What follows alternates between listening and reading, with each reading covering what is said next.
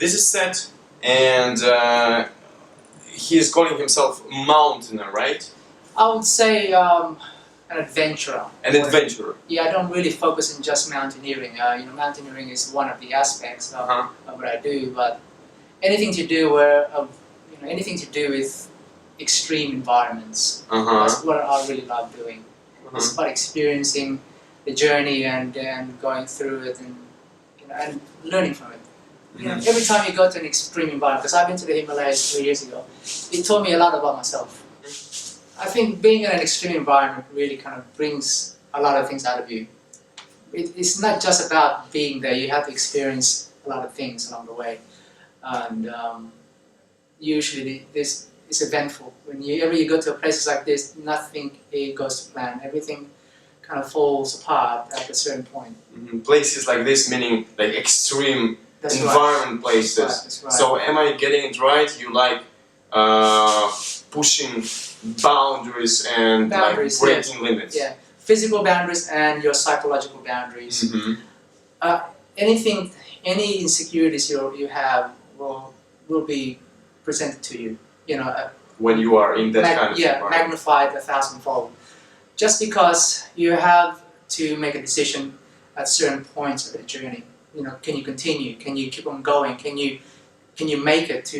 Can you achieve your goals? Or has your goals changed along the way? Which happens a lot. To mountaineers especially, because they generally have an idea of wanting to achieve a certain thing, but then Mother Nature is an unpredictable character. She will throw obstacles at you, and sometimes you just don't know if you can make this journey. You don't know if nature will allow you, because really this is what it's all about. When you're in places like this, Mother Nature is in control. You are just a passenger. Whether or not you can get to that, for example, the summit of Mount Everest, that is up to Mother Nature, not entirely up to you. Whether Mother Nature gives you a window to do it, if you have the inner strength and to be able to achieve it, then you can. You are ready. If you're ready, exactly. You have to be in sync with your spirit, and at the same time, you have to allow Mother Nature to allow you to have that opportunity. And that's what I figured when I was there, and I was blessed that Mother Nature's allowed me to achieve the goals that I wanted to achieve, and even though it was hard. And that you were ready. Yeah, that's right. I had 2 near-death experiences while I was there, and when near-death experiences brings you closer to life, because when you realize that you almost had your life taken away from you, it makes you really appreciate how precious it is and how fragile we are as human beings, and it makes you reflect on yourself as a human being. All the things that you thought were important, all of a sudden, your priorities, your belief changes. You realize that the things that we accumulate in our lives, especially material wealth, becomes meaningless when you're in a situation like that, because it's not going to save you, it's not going to help you, it's not going to make you grow, and you're not going to appreciate it. When you think about, when I was in this situation, I thought about my wife, I thought about my friends, and I thought about my life. About your previous life, about the life, the way you... That's right, the life that I led before I became, before I went into this journey. It made me realize how unhappy I really was. Journeys like what I do, because it's trekking predominantly. You go from town to town, you go higher and higher in altitude, and you encounter human beings who have the simplest, who has a very simple life. They have very little to show for anything, but they have one thing that I lacked, one thing that I really, really wanted more than anything else, and that's happiness. How do you achieve happiness? We search all our lives, especially in the Western world or the developed nations, we tend to associate happiness with material wealth, or what we have, or our social status, or anything along that line. But this is all false. This is all just someone else's idea of happiness. You're just following someone else's kind of belief. That you acquired. Yeah, that's right. To be happy, you need to have a family, you need to have a mortgage, you need to have a beautiful car and a fancy car. Yeah. But when you're in a situation that I was... fancy clothes. That's right. When I had this journey and I saw people who had absolutely nothing, and yet they were able to smile. You can see they weren't burdened by society, they weren't burdened by material wealth, they were just purely happy. And I was jealous of that. I was jealous of that because I wanted something like that. That's what I've been looking for all this time. But journeys like what I do, it's, we all have our own journeys. Mine, to discover myself, I need to put myself in this environment. This is where I can question myself, and it kind of takes away all the rubbish. May I say that is a tool that you are using to discover yourself. That's right. Putting yourself into this kind of environment. Absolutely. And I can say that that's what I am actually doing, and that's why we are like. That's right. We're here in this situation where we are. That's why we are talking right now. That's right. Yeah, we have something in common. We have some sort of experience that kind of connects the two of us. So we're here in the same room talking about this. Because we both understand in a certain way. Yeah. But maybe in a different experiences that you had. Different experience that I had. Somehow they're the same. Yeah, if you allow me, I would say that we vibrate on the same frequency. Yeah, the same, exactly. And that's when I decided, when I was there, when I experienced all these things, that I wanted to pursue things that matter to me. Okay, we have to still fit into society, there's no doubt about that. But when I decided that I'm going to choose a career that's going to make me happy, where I can be myself, I'm created by nature, I realized that photography was the way for me. This is exactly how I can not just create art, but also change people's lives. I did predominantly weddings, and I take photographs of children as well, kids. You can't imagine the kind of impact you have on people. See, weddings, people think, oh, you just take photographs, but the reality is, my job when I'm a photographer for a wedding is not just take photos of the wedding couple. It is to help them, to encourage them, to give them the psychological, just to give them some sort of motivation and inspiration. It's to keep them from falling apart, which happens a lot to a lot of wedding couples because of the level of stress. I am there to guide them. I am there to hold their hands and to give them all the advice they could possibly need to make sure that they have the best day of their life. It's the way it is. And the thing is, I create emotions when I take photographs of people. And the only way to create that emotion is to plant the seed in their minds of the people I'm going to photograph. For example, if I'm photographing a wedding couple and then the bride and the father in the back room about to walk out into the ceremonial grounds, I would say something. I would take them aside and I just say something very subtle to each, the father and the bride. Little things that will trigger an emotion. And something very personal, something very genuine. I won't know what to say until I get to that point, when I'm sitting down next to that person. And when you plant that seed, as soon as they get up and they start walking out into the aisle, it starts to grow. The emotion starts to build. And all of a sudden, it's there, it just blossoms. And it's great for me, because it means that I can create these genuine emotions, make them feel, it basically amplifies the feeling that they have about the whole day, about the big event. And that creates the emotions that, that I need to take as a photographer. And also it creates the emotion that they need to really feel the day. So that's a great responsibility. So even though I do make a living out of it, it is also a way for me to touch other people's lives. Yeah. So now we understood that you are a mountaineer and a photographer. And which came first? I think the mountaineering came first. The photography was there, but I wasn't entirely inspired by it when I studied photography.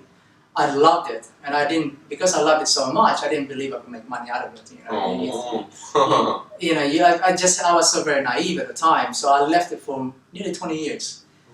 And it's not until I started to understand that I wanted to take on mountains and go into these extreme environments, I thought, well, I want to capture this so my friends and family can see this amazing location, because they'll probably never do it in their entire life.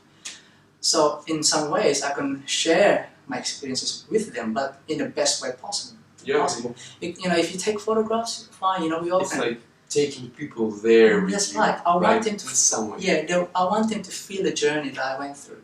And the only way for me, back when I started the photography part, I felt that the only way to do it is to be the best photographer I can possibly be. So I studied, I did numerous numbers of hours, you know, every day, sitting in front of a computer, doing the research, learning how to photograph, investing in my camera gear, and then going onto this adventure, and then realizing that, you know, I am on the right path. This is where I need to be.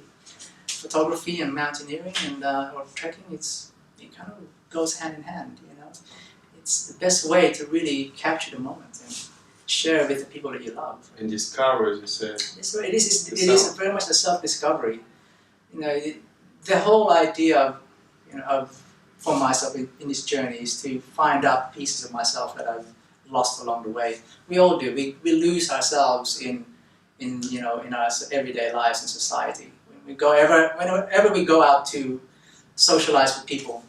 May I use a word forget? Forget, yes. Not lose, maybe. Just we forget. Yeah, we do forget ourselves. I mean, we all were kids once. Yeah. And when we were kids, we have a really clear idea of what we really want to be. And then unfortunately, we get led into a path that is not ours. Well, that's just the way it is. That's exactly it. But I chose to go back to the dreams of a child. And that's why when I took on photography, it was my dream job. It was something I really wanted to do, but I never realized I could make it work for me until I started doing it. Then it all came back. That feeling, the dream. Yeah. But your journey? Well, my journey is basically, you know, what everything you're saying, pushing boundaries and breaking limits and putting yourself into this extreme, you call it extreme environments, but what I say, what I do, what I practice is when I see fear, certain things in myself, like fear, mostly it's fear. I know then that that's the way for me to go. You know, and I recently had a conversation with a friend, even with a few, about this. That please, I ask all my friends that please don't be afraid of fencing me or like hurting me in any way, because now it's very hard to do that. Second, if you succeed in doing that, I'll be so grateful. I'll see that the part of me that has to be worked with. Yeah, that's right. You know what I mean? So yeah, that's kind of, we are doing the same thing. Would you? Absolutely.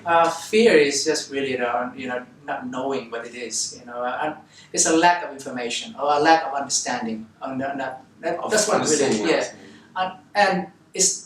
For myself, because I do a lot of rock climbing, and you yourself here do a lot of rock climbing, and I know that for myself, for example, to conquer a very difficult climb, you need to embrace your fear, because you will realize that when you get up to a certain point in that climb, it is going to require all your courage, and you may, I think more than anything, we're fearful of failing.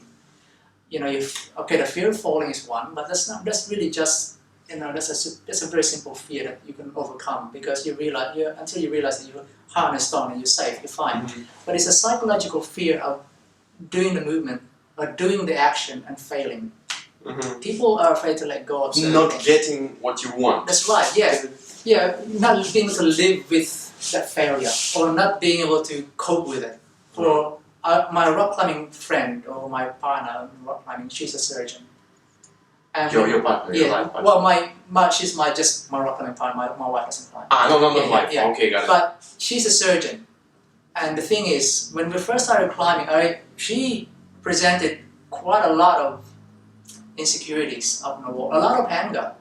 Every time she did not make a climb that she felt she could have succeeded on, she would go into this rage, and her expression changes. And it's like she completely changes into a person that I don't. It's hard for me to deal with. Until I realized many months down the track, as I got to understand who she really is as a person. She's a surgeon. She deals with life and death. Mm-hmm. If she fails on a in the operating room, her patient dies. Mm-hmm.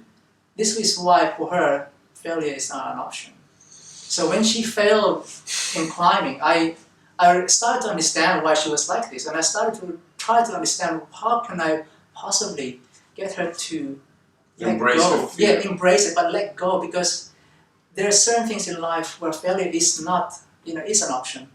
It is something that you can learn from, because it's not life and death, and you need to let go of certain things. Yeah, but we talked about it while we were coming here about being ready to about death. Yeah, that's right. About death, is it failure? Is it a failure? Yeah, I think for her it's different because she's dealing with someone else's life. Yeah, that's it's a different situation. It's a right? responsibility, exactly. But I keep telling her it's not just about the fear of failing. I think there's something much deeper.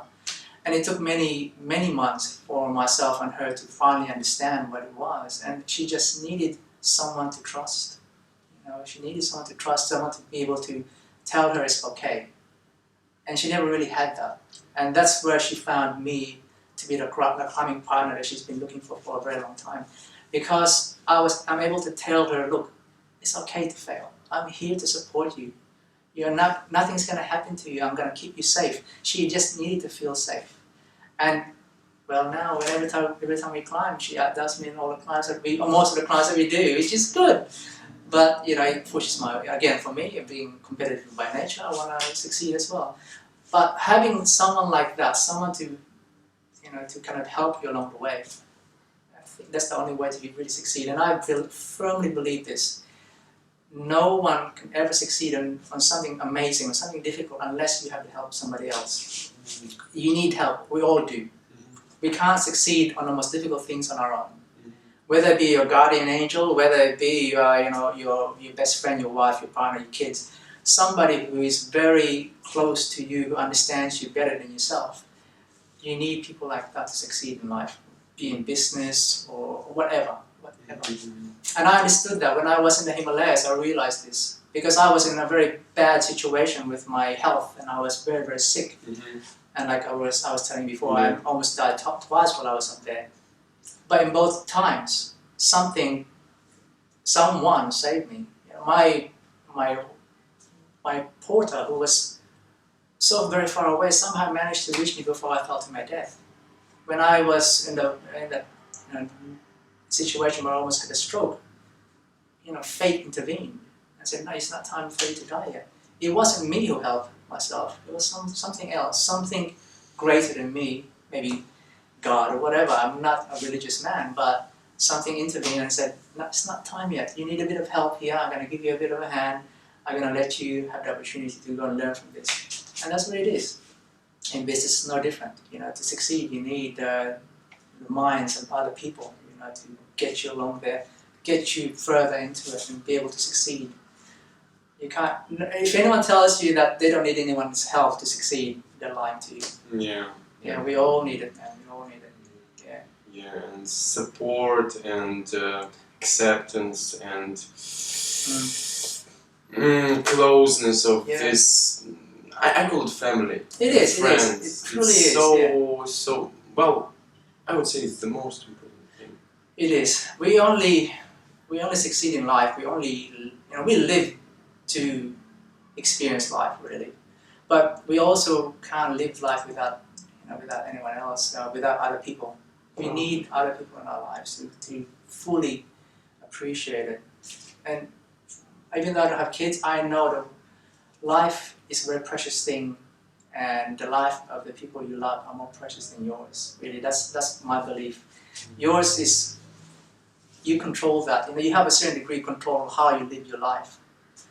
But the lives of the people that you love, you have no control over that. The only thing you can do is make sure that you are there for them every time when they need you. It's the most important thing, man. I realized these are things that I learned from my journeys. it's self-reflection. Some people, they have to have a different kind of journey. Mountaineering or high altitude trekking might not be their thing. They might have to do something very different to kind of experience that form of enlightenment. And they just have to find a way to find that, because I think that's an important part of our life, to grow, to experience. We just take it for granted. And if anyone out there who is really, not sure where they're going, understand one thing. You need to find a way to live your life. And don't let someone else control that, because it's too easy. If you look at 95% of the population of this planet, all of them are leading the life of someone else's.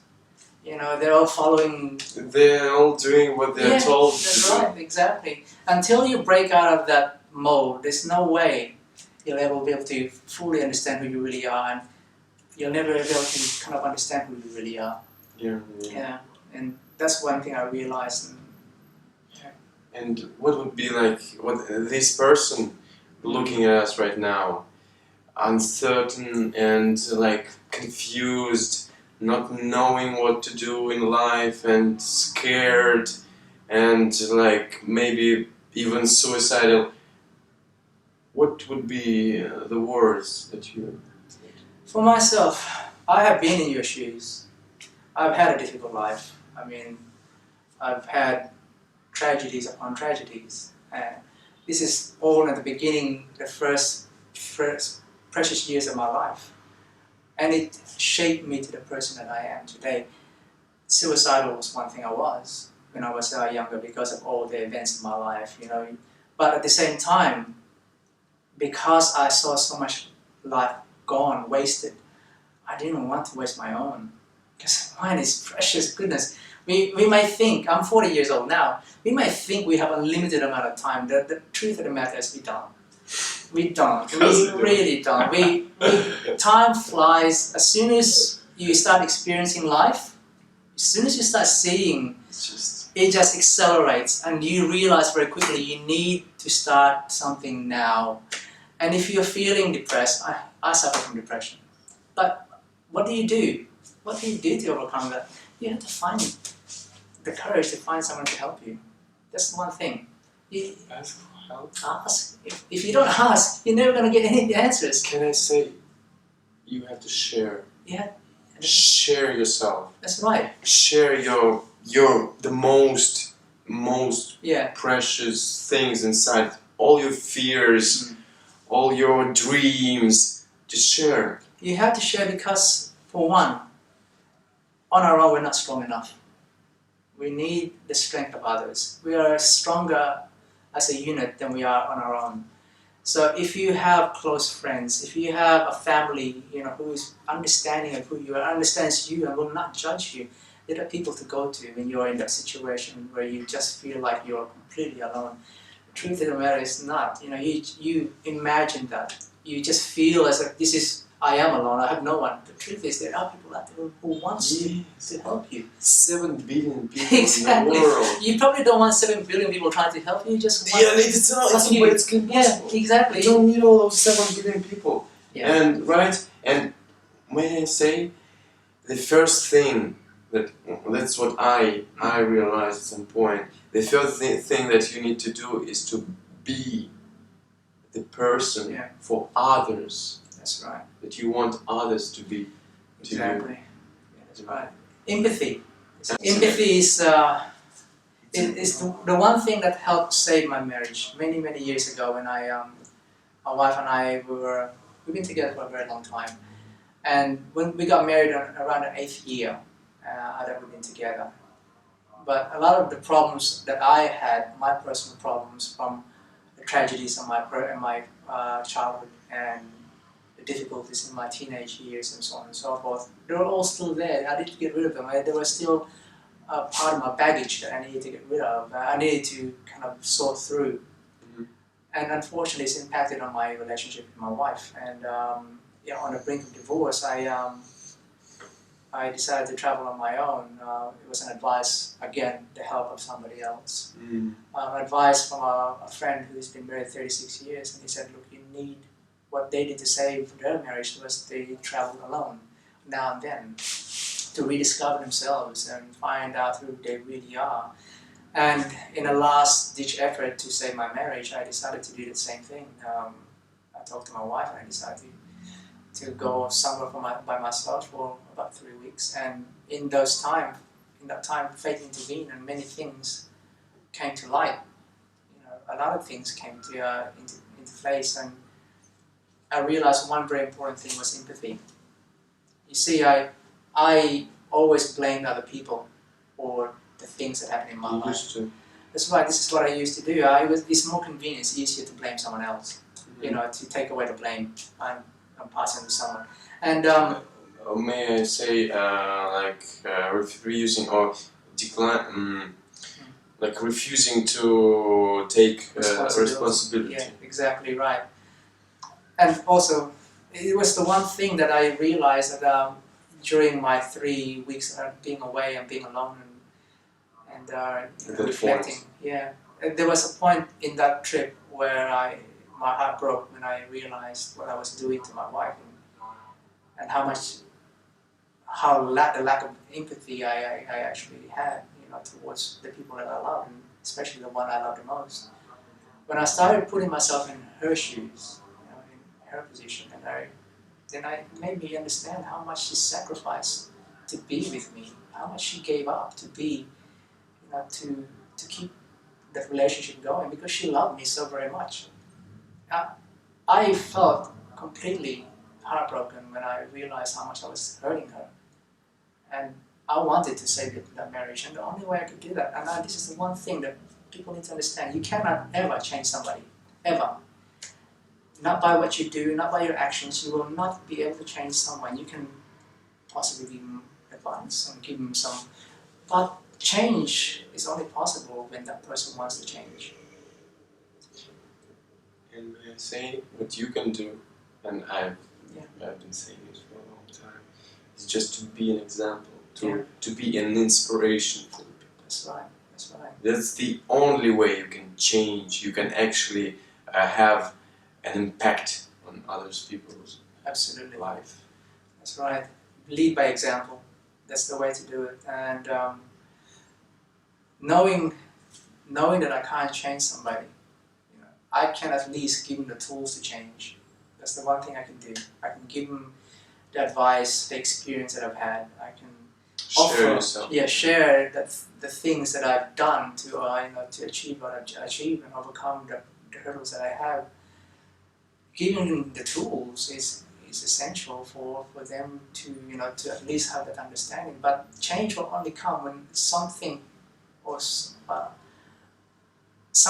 come along that will completely change your life, or will force you to make a decision right there and then, whether it be a tragedy or your marriage about to break apart, or something dramatic will happen in your life to force you to make that change. Whether you accept it, whether you go and make the change, it's up to you. But one thing I realize is that you must embrace it. When it happens, embrace the change, because it's only going to make you a better person. It's really the way it is. It's going to make you understand who you really are, and when you understand who you are, then you can do so much more with your life, and you can have such a great impact on others. You can inspire others. The journey that I've done, the things that I've done, inspire others to do something great with their lives. I can tell you right now, you inspire me right now.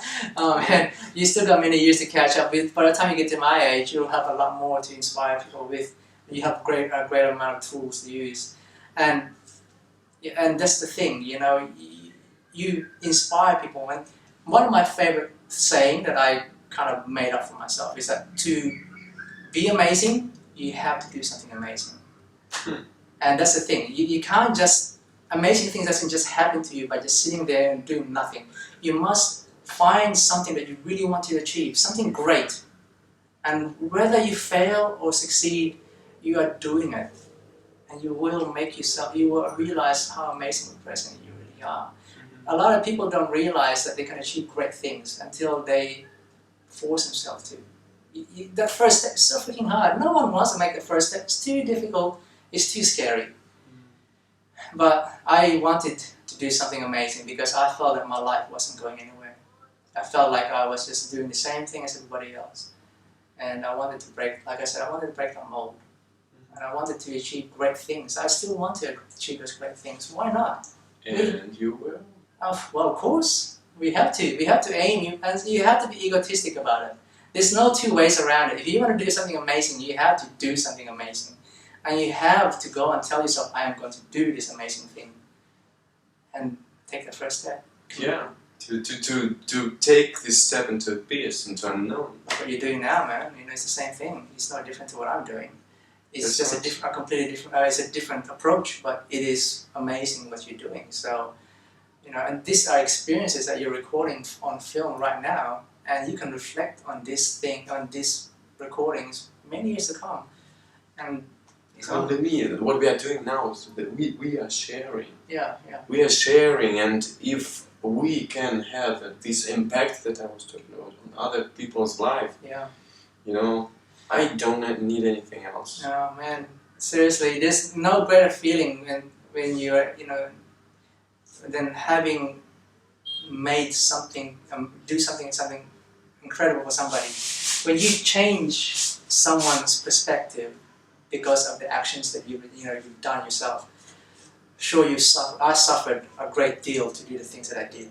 You know, to get up to those incredible heights in the Himalayas.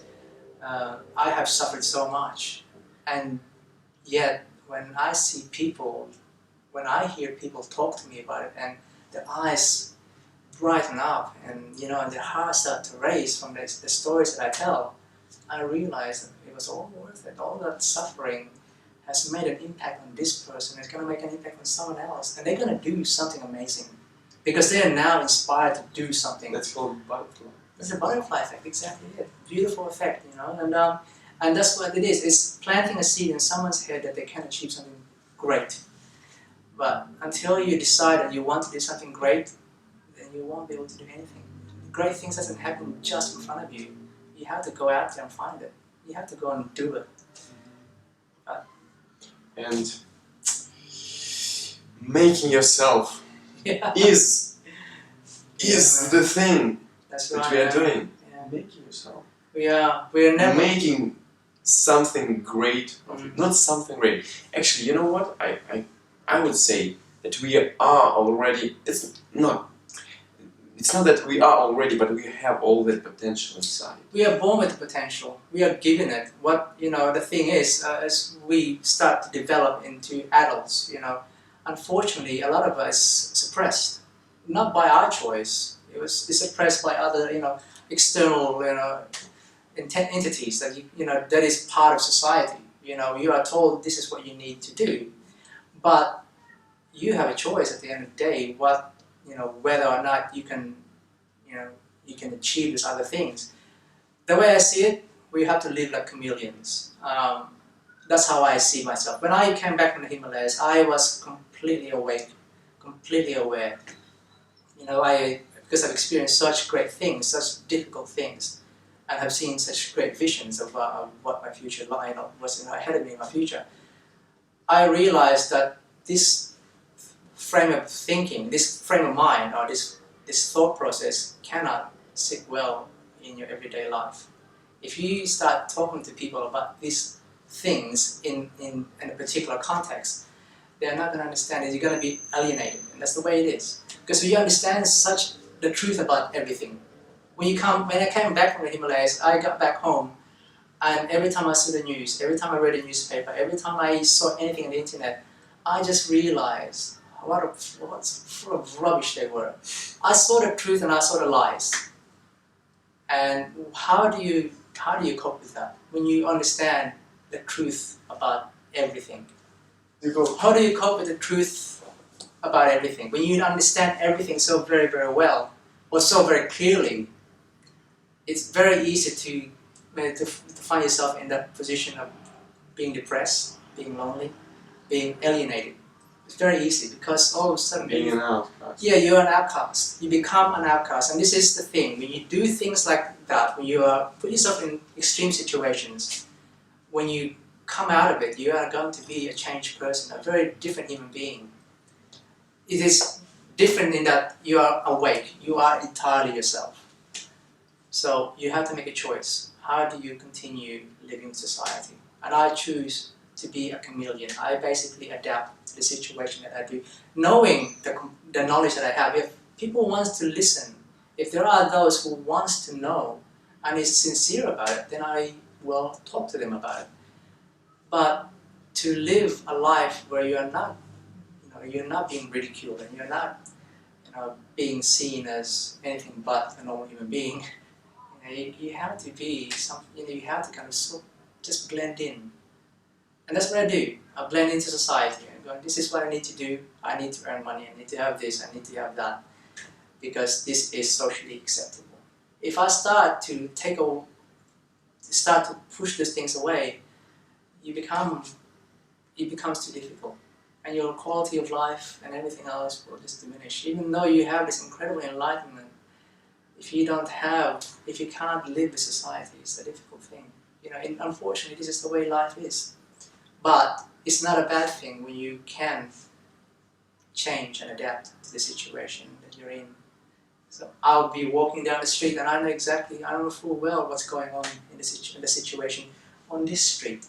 Yeah. I know this street very, very well. What is that street? Yeah, this is your red light district here.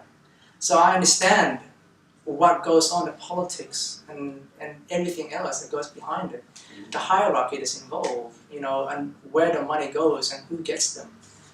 I understand these things, but what do? Do you try to fight the system? You can't fight the system. That's like that. Well, if you are not a revolutionary. That's right. But you know what? And this is the topic I already touched also with one of my conversations with other people. So there are two ways of making an impact. Yeah, that's right. Use those terms. First, being a revolutionary. So just go there like Gandhi or Che Guevara or I don't know, Jesus Christ, or just be yourself, be an inspiration, and impact on those who you can have an impact on. The people closest to you first and foremost. Yeah. And from there it will grow. And the impact that you have, especially if it's a big enough impact, it will have a ripple effect. And it will touch more and more people along the way. And that's just the way it is. You can't change unless you have the help of others and you have a big enough voice. You cannot change society by yourself. It's not possible. You have to, like I said, plant a seed. Like anything else, you need to plant a seed, and that is the seed starts to grow. Then it will produce fruit, and it can grow more, and that's how it works. But changes, especially in this kind of society, is slow. Unless there is an overwhelming demand for change, and there is a huge revolution. That's the only way for it to happen. But control the things that you can control, and the things that you can't, don't worry about it. Mm-hmm. That's just the way it is. And would you say that this leap or change in consciousness of people is already happening? Oh, absolutely. This is the information age, We have access to all the information that we ever need. And enlightenment is just around the corner, really, if you allow it to happen. And you're not afraid of it. It's fear. People are afraid to be enlightened. They're happy in this little bubble that they're in, So you are happy. You are.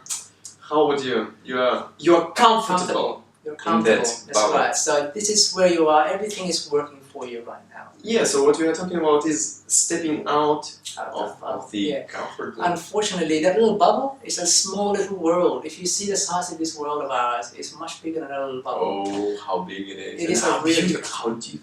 It is. Yeah, when I was standing on the peak of that mountain 3 years ago, and the highest point of my trek, the one thing I felt, and I think had the greatest impact on me, is humility.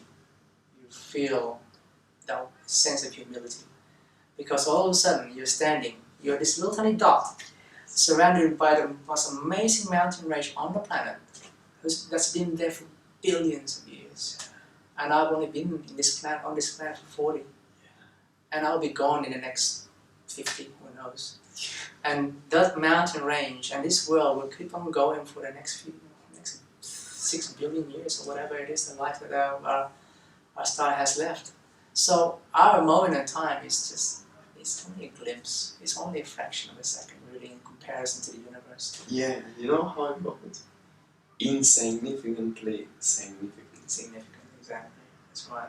So remember that. It's just one thing, that we need to step out of that little bubble, because until you do, you're not really understanding what life's all about.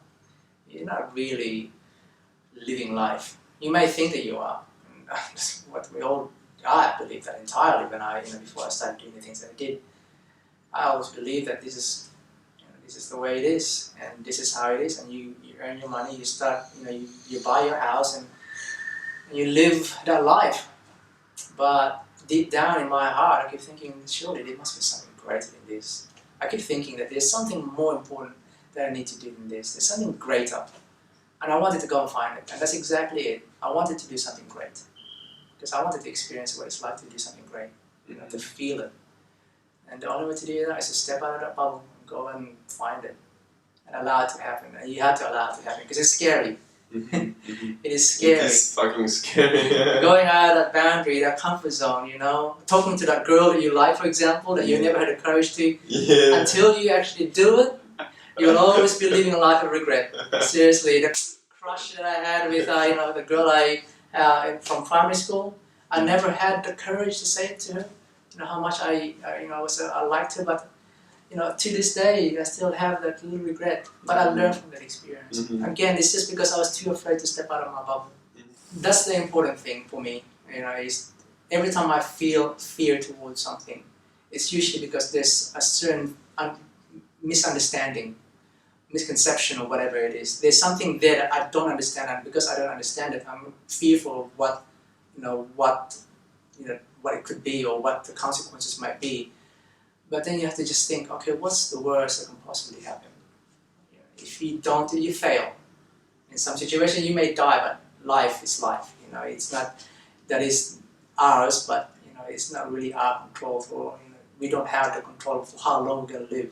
Yeah, there is this picture circulating, like, relax, nothing is under control. Yeah, nothing is under control. That's exactly it. So that is the one thing when I accepted. See, the thing about near-death experience is because you feel so close to life, you realize... Because you feel you're so close to death. Yeah, you are also very close to death, exactly. We're always close to death every single day. It's right here, sitting right here. But the sooner you kind of understand it and accept it, but at the same time embrace life, want to live, that's really, really important. Because you can say, okay, I'm prepared to die, but I don't want to die yet. That's my take on the whole thing. I'm not afraid of death, but I really don't want it to come yet because I got so much more to achieve. Yeah. There's so much more of life. Yeah, exactly. So that's the thing. As soon as you kind of get the fear of death out of your system, because the one thing that I was saying earlier that we all relate, we're all connected to, we all have in common is that we're all gonna die one day. It's just a fact of life. Life and death are one and the same. That's where we're going, baby. Exactly. But what you do between now and then is really up to you. And really, your life is very short. We all have a very short, maybe 100 years. And you may think that's a long time, but really it's not. Honestly, with age is a very funny thing. See, we all think when you see an old man or an old woman, you think, oh, that person is old, you can imagine all the things that he's felt, all the experiences that person has had. But the thing is, and this is from my own experience, I'm 40 years old now. I don't think like a 40-year-old. I don't know what a 40-year-old think like. The truth of the matter is, you get to roughly about 25 years old up here, and you remain that all the way through your life. You just gain more experience, but that way of thinking, that maturity never changes. You stay. When I look at the person who's 65 years old, I know, and I appreciate, and I empathize with this person because I know that person is a 25-year-old stuck on a 65-year-old body. That's the only difference. And I have spoken to many people who are much older than myself. And again, the same thing. I see it in their eyes. They're still that young, vibrant person inside, in their heart, in their soul, in their mind. but they're trapped in this aging body. And aging is the only thing, that's the only difference between an old person and a young person, is the body gets older, but the mind doesn't change. Yeah, we only get tired. We just get tired, and that's what I understand it now. You get to a certain point, you just go, I'm just tired now, you know. I'm still happy, I still want to do these things, but my body is tired. You're not old.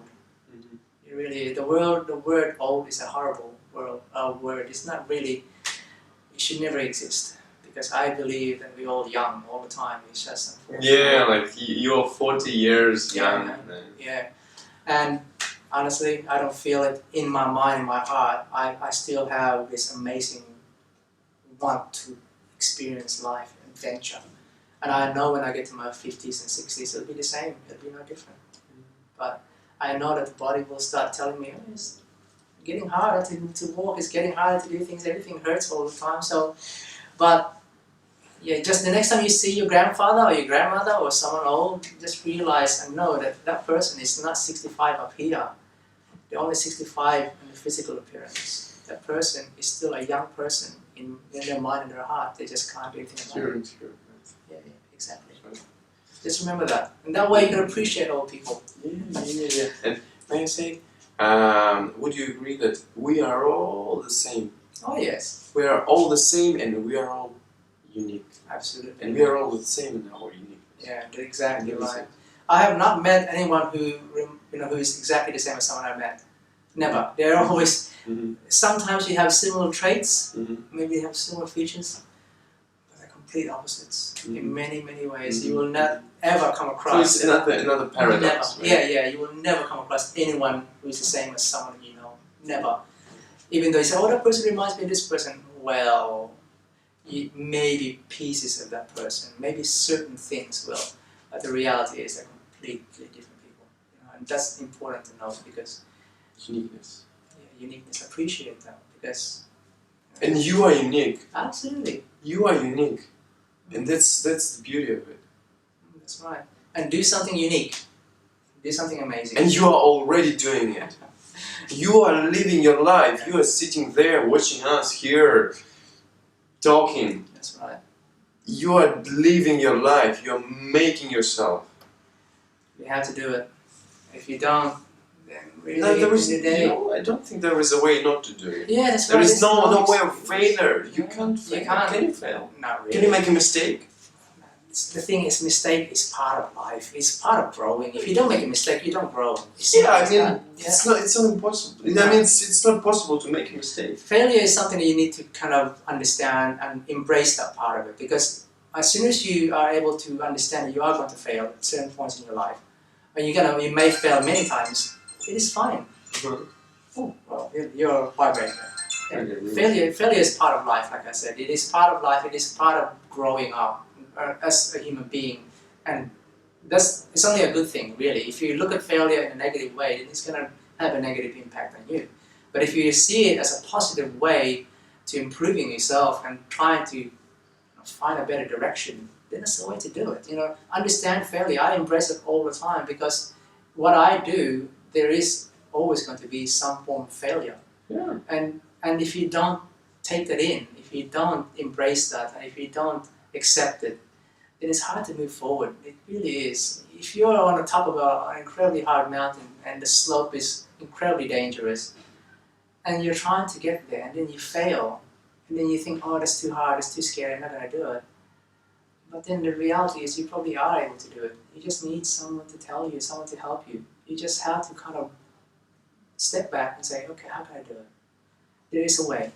Unless Mother Nature is there to prevent you from doing these hard things, then there's a reason for it too. You have to understand sometimes there's a reason for things to happen. Sometimes there is a reason why we fail. Sometimes a reason why we succeed. Dalai Lama said this thing, not getting something sometimes is what did he say? It's some kind of miraculous stroke of luck or something. It is. Like I said, there was a series of events that prevented me from going to the Himalayas at this time round. I was supposed to be in the Himalayas on the days that the earthquake hit. I was supposed to be there, but because I had I had to make a choice between going earlier or going later, because I'm a photographer for the Buddhist Birthday Festival in Australia. So I am the head photographer. I look after the event, and those materials go all around the world. I do this voluntarily, and I do it because I want to help them. Now I could have gone and did the trek well before and say, no, I'm not going to do photography, I'll get someone else to do it. But I wanted to help these people. So I rescheduled my Himalayan adventure to accommodate the festival, to help these people out, to just because they were relying so heavily on me. And I felt that I wanted to help them. And I did. And when I did, I changed my date. And well, luckily enough, the date coincided well with with the earthquake. And that 3 days before I flew out, the earthquake hit Nepal. Had I not done the festival, I would be right in the middle of it. I would have been right there in Kathmandu with the earthquake. And who knows, fate could have taken me away then. But that's universe taking care of us. That's right. So some things you just listen to, and don't think everything's a coincidence. It's not truly. There's no such thing. Yeah, it's fate. If you were supposed to be hit by a car, but someone stepped out of, someone took you out of the harm's way, don't take that as a coincidence. That person wasn't there. Yeah, if you are late to your flight and this airplane. Yeah, that's right. If you're late to your flight and then you didn't make it to that, then the airplane had an accident. Right. Yeah. Fate has said, no, it's not your time yet. Unfortunately, sometimes fate says it is your time and it's time to go. Yeah. And if you are on time on your airplane, you crash, and then it's part of fate. It's part of life. That's your. And it's just the way it is. Like I said, don't stress out about things that we can't control, because it's no point. It's useless to kind of think in that manner. But honestly, just go and do something amazing. That's the one thing I will always tell people. Go and do something amazing. And you are amazing. And you're amazing, man. It's all good. It's all good, man. That's the way it is. Just one thing I wanted to tell you. I wanted to thank you. Yes. Just thank you very much for being here with me, for talking to me. And another thing that I wanted to mention in this video is my girlfriend. Well, I told you about her. Yes. 2 months, a bit more than 2 months ago, she left. She's now in Japan. And the thing that I wanted to say that the last thing we did together, well, one of the last things is we made a tattoo on her foot here. And well, apart from the palm tree here, that was drawn by my brother's girlfriend. Wife to be. Yeah. 3 words were tattooed here in Thai: Ploiwang, Yomrap, and Put Thai, which means let go, accept, and open the heart. Beautiful, man. That's the way to do it. It's words that is worth having on yourself, to remind yourself and to remind others. It's just something to kind of believe in all the time. That's my philosophy. You're gonna, if you have something good about you want to share with people, then do it. If you have it, then share it. It's simple as that. There's no point hiding it, and not anyone else having that experience that you had. I think I'm not selfish in what I experience. I like to share with everybody because someone out there will be inspired by it. Go and do something. Oh my goodness! Something crazy. We are already inspired, already changing the world. Yeah, man. Just being here. Absolutely. But do it. Like I said, just don't be afraid. The worst thing that can happen is failure. And failure. There is no such thing as failure. Failure is just another learning curve. That's all it is. Yeah. I've done it many, many times, and I'm gonna do it many, many more times. Yeah. But I'm not gonna let that. That's how you learn. Yeah, that's right. Yeah. So just remember that. That's the one thing I've always kind of, I believe in entirely. Just experience life. Go for it. Don't sit there by your desk and just watch this video and think, oh, well, I'll do it tomorrow. Don't do it tomorrow. Just do it. Now, life is happening right here and right now. Exactly. Seth. Thanks, Let me tell you, I love you. You're so beautiful. Cheers, buddy. Yeah, it's all good. Thank you. Thank you. Peace and love. Yeah, special for nothing's ever personal. Boom. Boom.